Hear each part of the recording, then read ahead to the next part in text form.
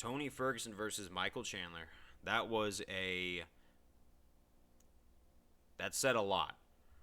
And I felt like my prediction of it going either way was right because I saw that if that split second KO didn't happen, we would have been seeing Tony get his hand raised against a beast like Michael Chandler.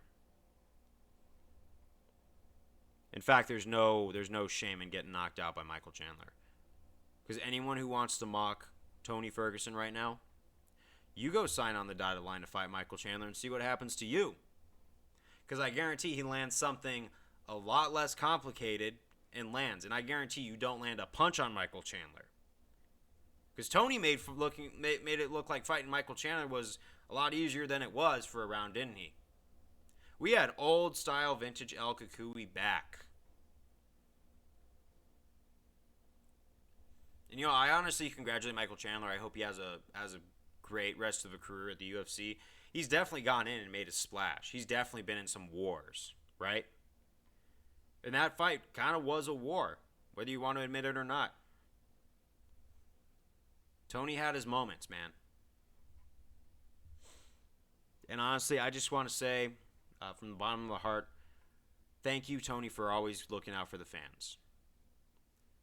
Now, I know that cost you the Khabib fight, and that cost you a lot. You should have gotten a title shot a lot sooner than you did, all right?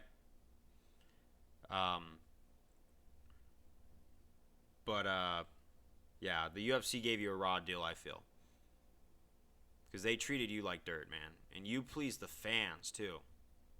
You were that fan pleaser who I just don't feel like Dana White ever saw the full potential of what you bring to the table. I feel like he should have treated you better. And that's the one thing where a lot of people are looking at Dana and saying, why? That's what I would want to know. I think Tony brings in so much interest to the sport, and it's going to be sad if he hangs it up after this because that's a tragedy for the UFC just taking him for granted. You don't have a lot of people out there like that. You have a lot of cherry pickers who are looking out for their own interests and giving up on fights that could be total wars that could bring in money because they want that belt. I mean, I could talk about the integrity of these belts, right? Because those are certainly in question, all right? But nonetheless, I'm keeping this on Tony Ferguson, okay? Thank you very much for pleasing the fans all the time, man. Thank you so much. Because what you did was you gained followings. You helped me in a very bad time in my life. That's more valuable than any belt. And I'm pretty sure I'm not the only person you've helped, or you've inspired, or you've gotten to do better in life. But thank you. Thank you so much. I don't want to say this again and again and again and talk in circles to make this video longer, but thank you, Tony, for everything you have done for the sport. Tony Ferguson will always be my favorite. He's always going to be on my computer background. He was always going to be on my phone background because he has done so much. And the fans are behind you like 99%.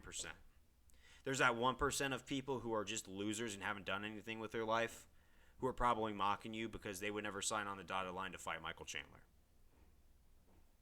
Tony Ferguson, man, you still had a victory. I know we didn't get the result, but you squared up your mental game and you showed us old Tony, but I feel like Father Time's catching up. My personal opinion is I think you should focus on your family just for you, man. You got a beautiful family, and I wouldn't put that at risk for anything. The UFC, the work, they're not going to treat you as well as your family treats you, man. And you seem to be a great father and a great husband. From a fan, one of your most loyal fans, I love you to death. And, yeah, champ shit only.